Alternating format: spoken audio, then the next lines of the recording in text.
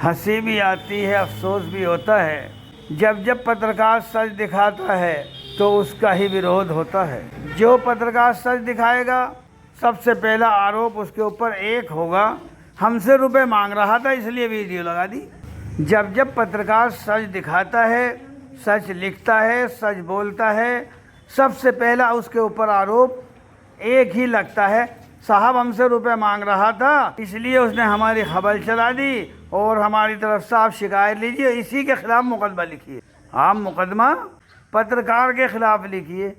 ईमानदार दरोगा जी हैं, अब ईमानदार दरोगा जी हैं, सच्चे हैं, अच्छे हैं, तो वे क्या कहते हैं कि खबरदार, हम गलत रिपोर्ट नहीं लिखा करते, हम गलत शिकायत नहीं लिया करते। वो ईमानदार दरोगा जी जो हैं इस छोटे से गरीब पत्रकार को बचाते हैं और उसकी हमदर्दी करते हैं। जब जब ईमानदार दरोगा के सामने, ईमानदार पुलिस अफसर के सामने पत्रकार की शिकायत जाती है तो वे शिकायत पर गौर नहीं करते। क्यों?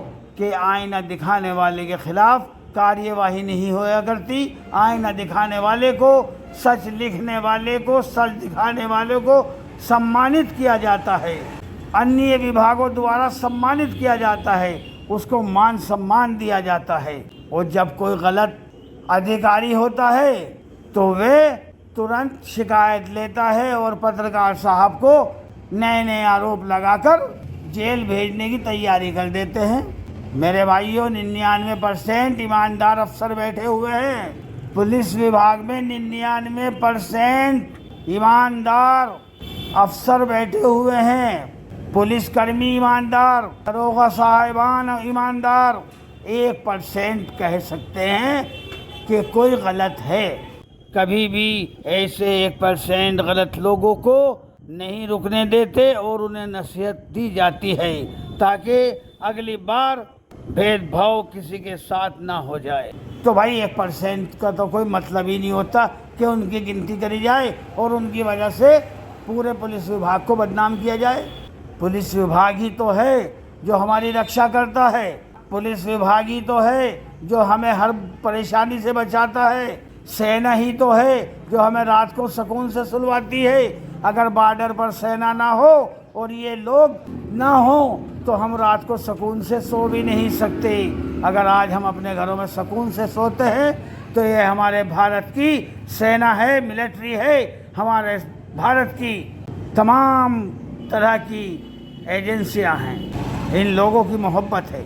कभी देखा किसी ने जाकर बॉर्डर पर कि हमारे सेना के जवान कहीं बर्फ़ में खड़े हुए हैं, कहीं धूप में खड़े हुए हैं, भूखे हैं, प्यासे हैं और देश की रक्षा के लिए तन मन से लगे हुए हैं। बड़ी कुर्बानियां हैं हमारे देश की सेना की, हमारे देश की प्रशासन की, शासन की बड़ी कुर्बानियां हैं जिनको भुलाया नहीं जा सकता।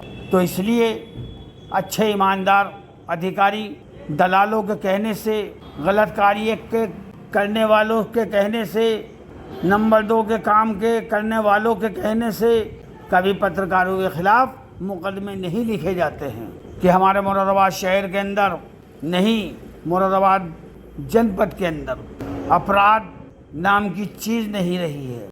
अगर कोई गलती से अपराध करता है, हमारे जनपद की पुलिस इतनी सतर्क रहती है कि अपराध करने वाले को 72 घंटे के अंदर अंदर पकड़ लेते हैं और खुलासा कर देते हैं। कितने अच्छे हैं हमारे जनपद के पुलिस अधिकारी। मेरे पास वो शब्द नहीं हैं जो मैं अपने जनपद की, अपने मंडल की, अपने उत्तर प्रदेश की पुलिस की तारीफ़ के लिए बोल सकूं। उन शब्दों को मैं कहां से लाऊं जो शब्द इनकी शान में कहूं, इनकी शान में बोल सकूं। वे शब्द मेरे पास नहीं हैं। बस इतना ही कहता हूं कि ये अवैध कार्य करने वाले, गलत तरीके से काम को अंजाम चलाने वाले, चाहे पत्रकारों पर कितने ही आरोप लगा लें, कभी पत्रकारों के ऊपर कोई गलत कार्यवाही नहीं होती है।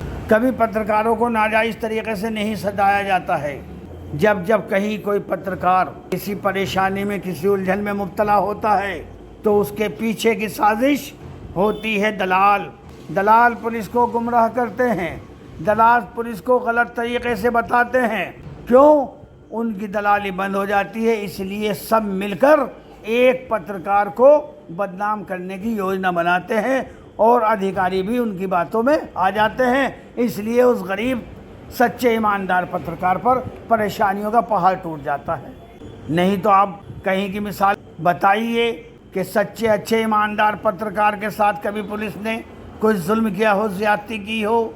जब सच दिखाने वाला, लिखने वाला, बोलने वाला किसी परेशानी में मुब्तला होता है तो वे सिर्फ और सिर्फ दलालों की देन होती है। लिहाजा मैं एक बार यही कहूँगा कि दलालों सुधर जाओ, वक्त है अभी तुम्हारा। क्या ज़माना आ गया है, पत्रकारिता क्या हो गई, कठपुतली की तरह नाचने का तमाशा हो गया।